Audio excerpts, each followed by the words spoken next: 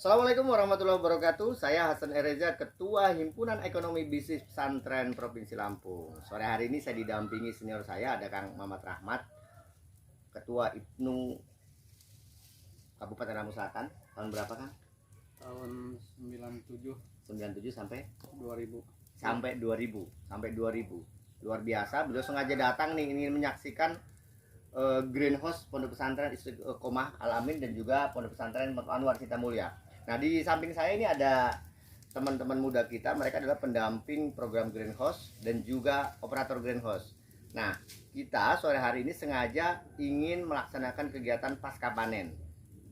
Melon Sultan ini selain rasanya luar biasa, penampilan fisiknya keren sekali, juga memiliki cita rasa yang tinggi. Dan yang paling penting, melon ini karena dibudidayakan secara modern di greenhouse dengan teknologi Internet of Things, maka melon ini juga ramah lingkungan, kemudian sehat.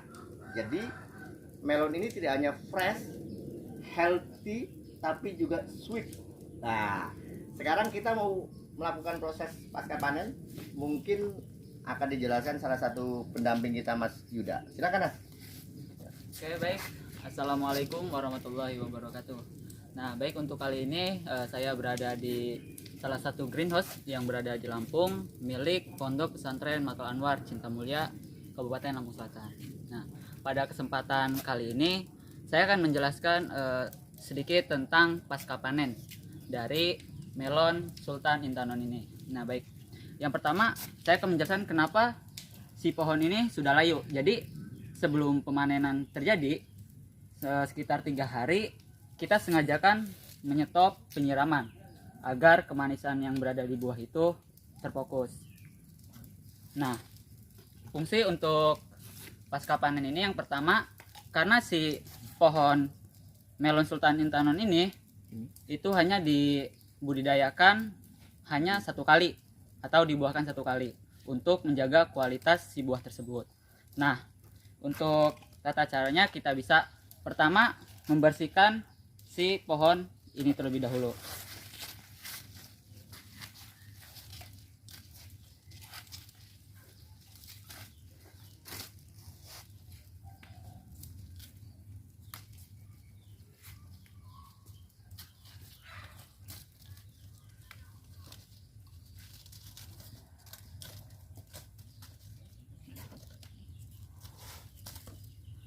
Nah, setelah pohon terbuang, kita bisa dengan melanjutkan membuang akar sisa dari pohon melon yang kemarin. Nah, setelah dibersihkan, untuk media ini masih kita bisa gunakan lagi dengan catatan kita semprot dengan fungisida agar si media menjadi steril kembali. Selanjutnya kita bisa memulai lagi ke awal untuk mulai penanaman. Terima kasih. Oke, terima kasih Mas Yuda. Itulah salah satu perlakuan pasca panen untuk melon Sultan ini. Jadi betul-betul proses budidaya ini dilakukan secara modern, kemudian steril, dan yang paling penting adalah ramah lingkungan. Sehingga melon Sultan ini layak dikonsumsi bukan hanya oleh para juragan saja, tapi juga oleh seluruh lapisan masyarakat Indonesia. Karena selain fresh, healthy, sehat, dan juga sweet, manis luar biasa. Terima kasih. Assalamualaikum warahmatullahi wabarakatuh. Assalamualaikum warahmatullahi wabarakatuh. Ya, setelah selesai kita jalan-jalan di greenhouse, menikmati manisnya melon Sultan, kita akan berkunjung ke satu lagi pusat kegiatan pemberdayaan ekonomi kita, kolam bioflok dan juga kolam konvensional. Oke, ikuti perjalanan kita sore hari ini bersama Kang Mamat Rahmat. Baik, saat ini saya masih didampingi sama Kang Mamat Rahmat, berada di kolam bioflok yang ada di Pondok Pesantren Matlur Anwar Al Hamid Cinta Mulia. Di belakang kita ini ada sarana budidaya ikan secara modern, yaitu dengan menggunakan sistem bioflok. Nah, meskipun dengan cara yang modern, kita tetap harus berinovasi, Kang. Kenapa? Karena sistem bioflok ini selain rumit dan membutuhkan pengamatan dan keseriusan yang luar biasa, sistem bioflok ini juga memiliki resiko, yaitu salah satunya tingkat mortalitasnya tinggi atau kematiannya tinggi. Kenapa? Karena kita sebagai pembudidaya ini harus menyesuaikan, merubah kotoran ikan menjadi pakan secara alami dengan menggunakan fermentasi beberapa bahan. Jadi ada kapur dolomit, kemudian ada garam krosok, ada N3 dan juga molase. Nah, artinya tiga bahan ini harus menyatu dan juga harus sesuai dengan komposisinya. Selain daripada itu, kita harus juga menggunakan aerasi, karena jumlah ikan yang kita pelihara di bioflok ini memang dengan kepadatan yang tinggi. Nah, untuk menyiasati itu kemudian kami juga melakukan inovasi membuat kolam limbah di samping. Ini kita lihat, ya, ini adalah limbah dari sisa bioflok, karena setiap 10 hari sekali maka kita akan mengurangi air yang ada di bioflok kemudian kita buang. Nah, air yang kita buang ini dia mengandung apa namanya, zat-zat yang tidak baik untuk ikan, ya. Tapi dia bermanfaat untuk tumbuhan, ya, bisa untuk sayuran, buah dan lain sebagainya. Nah, oleh karenanya kemudian kita coba ini, walaupun limbah tapi kita manfaatkan, kita isi dengan ikan lele yang lebih besar. Nah, kemudian kita juga manfaatkan untuk tanam azolla, ya. Ini azolla ini adalah salah satu rumput yang juga sangat disukai sama ikan lele. Nah, ini menjadi salah satu pakan alternatif. Kenapa kita harus pakai pakan alternatif? Pertama, sekarang harga pakan mahal. Jadi banyak petani itu kemudian berhenti berbudidaya karena tidak sanggup beli pakan. Sudah sesuai. Betul. Maka sebagai petani, apalagi di era modern, kita harus berinovasi. Maka untuk mengurangi pakan itu, pertama, selain kita menggunakan pakan alami seperti azolla ini, kita juga bisa menggunakan budidaya maggot. Nah, maggot ini menarik. Maggot adalah serangga yang ini memiliki kemampuan mengurai sampah sangat tinggi. Jadi maggot ini siklusnya hanya 21 hari, ya. Sehingga ketika kita budidayakan di umur 15 sampai 17 hari sudah kita bisa panen, dan kemudian kita berikan untuk pakan ikan, ayam, itik, bebek dan unggas yang lainnya. Nah, keistimewaan daripada maggot itu adalah dia memiliki protein yang tinggi. Sehingga para petani yang cerdas maka dia akan tetap bisa membeli pakan pabrikan dengan protein yang rendah, tentu dengan harga yang murah, tapi kemudian kita berikan pakan maggot sehingga proteinnya tetap tinggi. Kenapa? Karena maggot itu mengandung protein hingga 40 sampai 50%. Oke, setelah ini kita akan lihat ke kandang maggotnya. Nah, ini kolam ini, Ya. ke kolam ini. Ya. Jadi ini adalah kolam limbah. Jadi setiap 10 hari sekali kita coba buang sedikit airnya, dan apa namanya? Airnya itu mengandung amonik untuk budidaya ikan. Makanan. Ya, tapi kemudian sangat baik untuk tumbuhan, sayuran, termasuk sayuran daun seperti kangkung, bayam dan lain sebagainya. Berarti ini ikan uji coba. Betul. Jadi kalau ikannya kita coba. mati, berarti masih amoniaknya Masih tinggi. amoniaknya tinggi. Tapi Kalau kalau masih dia- sehat berarti sudah terurai. Nah, salah satu fungsi azolla ini selain sebagai pakan pabrikan, ini juga mensterilkan air yang tadinya mengandung amoniak, diserap oleh azolla, kemudian azollanya dimakan ikan, airnya menjadi bersih. Nah, kira-kira begitulah. Tapi ikannya dari sini. Ikannya dari sini. Ke sini. Setelah besar, sortirannya itu kita buang ke sini. Jadi itu salah satu Jadi nggak inovasi selamanya ikan itu di di bioflok, betul. Umur berapa hari di bioflok ini? Di Berapa hari? bioflok itu bisa sampai 2 bulan. 60 hari. Iya, jadi sudah bisa dipanen. Bahkan bisa lebih cepat karena kita juga mengkombinasikan dengan sistem konvensional. Jadi ketika kecil kita pelihara di kolam konvensional, setelah besar baru kita pindah ke bioflok. Oke, kita lihat untuk sarana budidaya maggot. Saat ini kita berada di kandang maggot. Nah, kandang maggot ini ada khusus untuk kandang bagi BSF atau Black Soldier Fly yang sudah tumbuh menjadi lalat BSF. Nah, ini fungsinya adalah untuk mengkarantina lalat BSF ini supaya dia tidak bertebaran kemana-mana. Nah, yang kedua, tugas dari BSF ini adalah dia melakukan proses perkawinan kemudian bertelur. Nah, telurnya nanti kita akan coba tetaskan dan kita mengambil dari telur yang di dalam ini. Kita sudah ada contohnya ya. Nah, ini adalah contoh telur maggot yang kita ambil kemarin sore ya. Ya, kita bisa lihat ini adalah dibalik ya. Ya, ini telur maggot yang sudah kita ambil beberapa hari yang lalu. Udah nggak apa-apa. Oke, nah ini sudah ini mulai. Telur ini? Ya, telur. Ini sudah mulai. Semua ini menetas. telur ini? Ya, telur semua. Jadi ini kita apa namanya? Kita simpan dulu dibalik. Oke. Ya. Nggak apa-apa udah.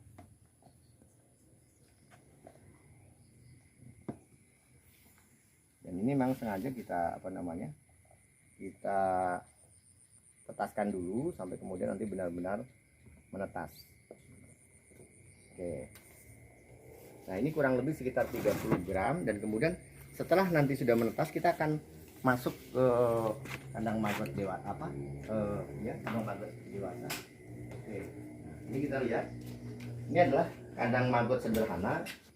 Ini berupa biopon dan ini kita mesti lihat ada sisa-sisa sampah dan ini bekas sisa di dapur santri, ada sisa nasi, ada sisa sayuran, ada juga buah-buahan dan lain sebagainya. Nah, ini biasanya kalau di banyak pesantren ini dibakar. Nah, kalau dibakar itu menimbulkan pencemaran, bisa juga merusak lingkungan dan juga tidak sehat untuk lingkungan. Tapi ketika kita kasih pakan maggot, maka dalam hitungan yang singkat dia akan diurai secara alami. Nah, kita lihat. Ya. Jadi bahan ini Ya. juga nggak beli ya? Betul. Jadi kita memanfaatkan yang ada saja. Termasuk melon ini? Iya, termasuk sisa-sisa melon yang memang ini melon jadi oven fill, jadi bukan yang dari greenhouse. Ya. Ya, kita lihat ini. Ini adalah maggot-maggot. Ini pahlawan pengurai sampah. Nah, jadi maggot ini memiliki daya kekuatan yang luar biasa untuk mengurai sampah dalam waktu yang singkat. Sisa nasi, sisa sayuran, sisa buah-buahan itu ketika diberikan pakan maggot itu akan terurai secara cepat sehingga problem lingkungan di lingkungan pondok pesantren bisa teratasi. Berapa hari ini? Nah, ini siklusnya 21 hari dan ini sudah usia 15 hari ya, 15 hari. Dan ini sebetulnya berbeda dengan pada umumnya belatung karena beda. Kalau belatung itu dia basah, tapi kalau ini kering. Dan ini mengandung protein yang sangat tinggi hingga 40-50%. Maka ini bisa jadi pakan alternatif untuk ikan, ayam, itik, kemudian unggas yang lainnya. Ya, ini kan sudah jadi maggot ya. Iya. Kemudian nanti maksimal 20 hari. Kalau 20 hari lewat, ini bisa jadi Pupa. pupa. Nah, pupa nanti kita akan lihat berubah seperti ini, namanya pupa. Ini pupa. Ya, jadi kalau masih bergerak, ini sebagian masih bergerak, ini namanya prepupa. Ini 1 kilo biasanya dibeli orang sekitar 80.000. Kemudian kalau sudah menjadi pupa yang sudah tidak bergerak itu 1 kilo 130.000. Nah, ini sebetulnya rahasia para petani. Kenapa? Karena ternyata dari sampah yang dianggap sebagai masalah dan tidak berguna itu bisa menjadi manfaat dan menjadi berkah. Ya. Kenapa? Karena punya nilai ekonomis. Oke, setelah ini kita akan lihat. Bentar. Oke. Itu kan mati nanti. Oh iya, mati. Iya, mati. Terus ininya dari mana? Penggantinya dari pupa ini? Penggantinya adalah dari telur tadi. Setelah mereka bertelur, itu kan kemudian mati. Telurnya kita tetaskan, setelah menetas nanti kita jadikan maggot, fresh maggot. Jadi setelah apa namanya? Setelah menetas, maka di usia 1 minggu dia sudah bisa mengkonsumsi sisa makanan. Kemudian tumbuh menjadi fresh maggot. Setelah fresh maggot kemudian menjadi pupa. Nanti setelah pupa jadi Lalat. Jadi konsepnya ada 2. Satu, budidaya maggot ini untuk pakan ikan, ayam, itik dan unggas yang lainnya. Kemudian sebagian dibesarkan lagi untuk menjadi pupa agar siklus BSF ini terus berlangsung. Jadi ini sebuah inovasi yang sangat keren sebetulnya dan ini masyarakat tidak butuh investasi besar. Artinya sampah itu bisa menjadi barokah ketika kita mampu menangani secara bijak. Sebetulnya ya di pesantren-pesantren lain-lain pun ini bisa jadi barokah Ya, kalau bisa betul. membudidayakan ini ya. Betul. Ya, selain dia membantu mengurai sampah secara alami, juga memberikan manfaat dan punya nilai ekonomis. Itu yang paling penting. Oke, setelah ini kita akan buktikan apakah maggot ini nanti betul-betul dikonsumsi oleh ikan atau tidak. Ya, masih bersama Kang Mamat Rahmat. Ya, yang setia menemani saya, dan beliau ini lagi sedang berwisata edukasi, ya, wisata yang murah tapi mencerahkan. Ya. Nah, tadi kita sudah berjalan-jalan di kandang maggot dan kita membuktikan nih maggot ini sebenarnya disukai ikan atau tidak. Nah, ini kita kasih makan maggot dulu. Oke, tebar aja, Kak. Oke. Ya, lihat ini maggot fresh. Oke. Wah, ternyata doyan ya kan? Coba. Luar biasa. Jadi maggot ini selain murah, tapi punya protein yang sangat tinggi sebagai salah satu pakan alternatif, pengganti pakan pabrikan. Oke. Jadi sudah percaya kalau ikan doyan maggot ya? Ya. Ya. Memang sedikit berbeda karena maggot itu masih hidup, jadi tentu ikan akan lebih tertarik. Oke, jadi maggot ini salah satu pakan alternatif di tengah mahalnya pakan pabrikan.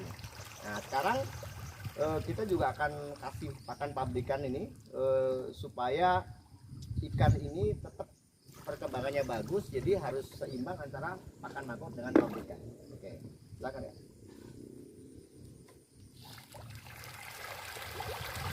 Ya, keren sekali. Ini selain membuat kita adem, ya kan, fresh juga, tapi ada manfaat yang lebih penting. Kalau akhir bulan, ketika kepala kita agak pening-pening dikit, kesini fresh. Ya. Hutang bisa lunas. Gitu. Lagi luar biasa. Oke. Nah, ini kolam ini bisa diduplikasi, jadi ini juga tidak perlu besar investasinya. Tapi kemudian aman. Ketika di bioflok kita kasih pakan, kemudian terjadi overfeeding, maka bisa terjadi tingkat mortalitas atau kematian yang tinggi. Tapi kalau di sini kita mau kasih pakan dengan takaran seberapapun akan aman, karena terurai secara alami. Nah, baru setelah usia 1,5 bulan atau 1 bulan, ini ikan ini akan kita pindahkan ke bioflok. Lagi Kak, kayaknya masih minta makan lagi.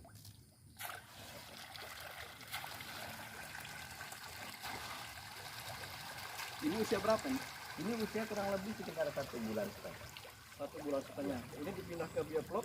Nanti di usia sebenarnya juga waktunya bisa dipindah semua. Ini tinggal angkat aja. Ya, tinggal angkat aja. Bisa mempermudah panen. Ya, betul. Dan kenapa harus Kalau pakai? kolam apa nih? Terapung apa? Ya, ini namanya keramba ya. Keramba, ya keramba. Ya, keramba. Dikasih semua aja, Pak. Lapar. Kasih yang ini. Ya, nanti ada.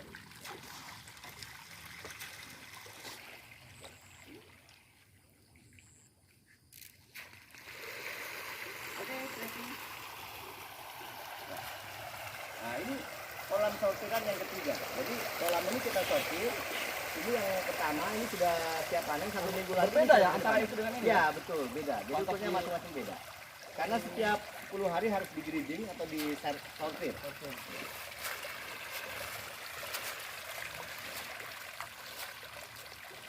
Oke, ya. Ini minta dibagi juga.